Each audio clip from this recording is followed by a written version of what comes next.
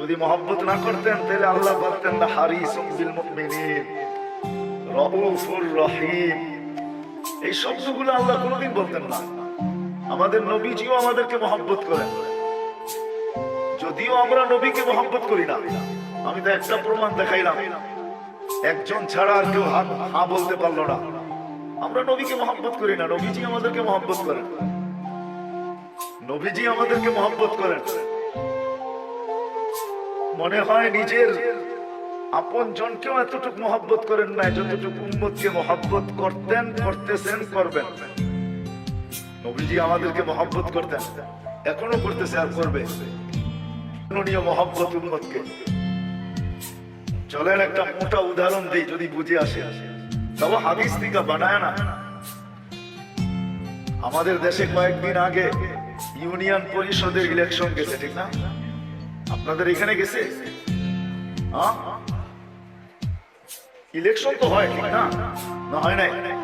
সারা বাংলাদেশে গেছে, আপনাদের এখানে হয় নাই? মানে মেয়র ইলেকশন হয়েছে, ঠিক না? ইউনিয়ন পরিষদ হয় নাই। বাংলাদেশে ইউনিয়ন পরিষদের চেয়ার পাওয়ার জন্য মানুষ মরতে রাজি, মারতে রাজি। সারা বাংলাদেশে ইউনিয়ন পরিষদের ইলেকশনে বহুত লোক এবার মারা গেছে, এমনকি প্রার্থী পর্যন্ত মারা গেছে, শুধু ইউনিয়ন পরিষদের একটা চেয়ার পাওয়ার জন্য। আর আমাদের নবীজিকে যতদিন থেকে আল্লাহ নবুয়তের ঘোষণা দিয়েছেন, ততদিন থেকেই বলতে বলতে আসতেছেন, বন্ধু আপনার জন্য একটা চেয়ারও রাখছি। ওই চেয়ারটার নাম হলো মাকামে মাহমুদ। কি? ওই চেয়ারটার উপরে আর একটা চেয়ার আছে, আর কোনো চেয়ার নেই। ওটা হলো আল্লাহর কুরসি। আর কুরসির নিচে শুধু একটাই চেয়ার আছে, ওটার নাম মাকামে মাহমুদ। আল্লাহর রাসূল সাল্লাল্লাহু আলাইহি ওয়াসাল্লামের চেয়ারের নিচে আর কোনো চেয়ার নেই। আল্লাহ দুটা চেয়ারই বানাইছেন, একটার নাম কুরসি, একটার নাম মাকামে মাহমুদ।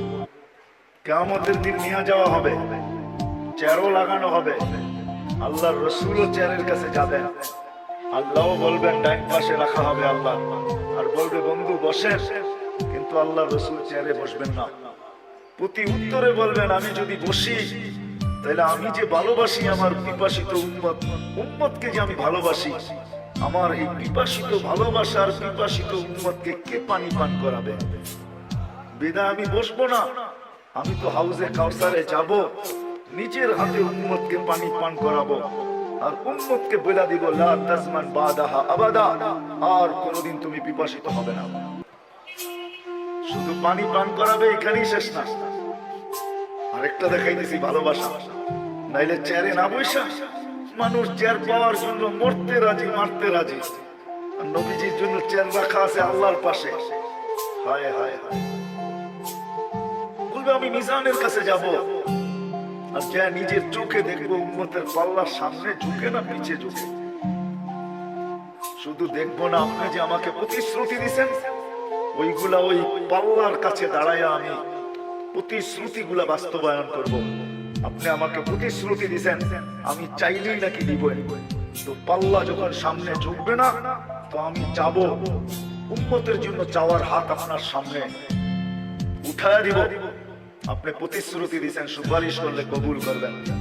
আপনি প্রতিশ্রুতি দিয়েছেন সাউফা ইউতিকা রাব্বুকা ফাতারদা, আমাকে রাজি করে ছাড়বেন। উম্মতের পাল্লার সামনে না ঝুঁকলে আমি রাজি হব না, না না না না। আপনি প্রতিশ্রুতি দিয়েছেন লা ইউখজিকা ফি উম্মতি, উম্মতের ব্যাপারে আমাকে লজ্জিত করবেন না। কিন্তু যদি পাল্লার সামনে না ঝুঁকে, তো ফেরেশতা তো ঘোষণা দিয়ে দিবে অমুকের উম্মত নাম এটা, বাবার নাম এটা, চিরদিনের জন্য অসফলতার চেহারা দেখা ফেলছে। তো আমার মনটা থাকবে তো থাকবে কোথায়? ওই সময় আপনার কাছে আমি বলবো, পাল্লা যদি না ঢুকে তাইলে তো আমার চেহারা মলিন হয়ে যাবে। আপনি তো ওয়াদা করছেন আমার চেহারাকে মলিন হয়ে দিবেন না। তো আমি পুলসিরাতের মিজানের ওইখানে ছুটবো, আমি চেয়ারে বসবো না। ওইখানেই শেষ না, বলবে আবার পুলসিরাতে দৌড়াইতে থাকবো। ওইখানে যা দেখবো পার হতে পারলো কি পারলো না। তো আমি যদি পার হতে না পারে, আমি দুরুদের কাঠি মাথায় দিয়া পার করায় দিব। চেয়ার আমার মাইনা নিলাম, কিন্তু আমি বসবো না, না না না। এটা হলো ভালোবাসার ফল।